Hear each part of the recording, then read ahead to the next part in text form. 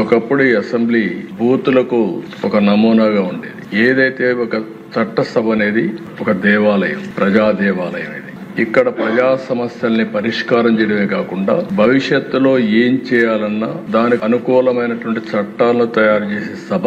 ఒక public policy గాని proper గా ఉంటే ఆ దేశ భవిష్యత్తే మారిపోయే పరిస్థితి వస్తుంది. అలాంటి చట్టసభలో చర్చలు జరగకుండా ప్రతిరోజు మనం చూసేవాళ్ళం. గడాన్ని కొండే వాళ్ళందరం బాధితులమే. అలాంటి సమస్యలు చూసాం ఈ సభలో. ఇప్పుడు మీరు ఇంకొక స్టెప్ ముందుకెళ్లి ఇంతవరకు యువతలో చట్టసభల పైన ఒక మంచి సదభిప్రాయం లేదు. అలాంటి సదభిప్రాయం కలిగించడానికి వాళ్ళల్లో కూడా రాబోయే రోజుల్లో యువతను కూడా రాజకీయాల వైపు మళ్లించడానికి మీరు ఒక వినూత్నమైన కార్యక్రమం చేశారు. ఆ కార్యక్రమమే ప్రతిరోజు ఈ సభకు కొంతమంది పిల్లల్ని పిలిచి వాళ్ళందరినీ గ్యాలరీలో కూర్చొని పెట్టే విధంగా మీరు చేసిన పని రాబోయే రోజుల్లో పెను మార్పులకు నాంది పలుకుతుంది. దాన్ని కూడా అభినందిస్తున్నా.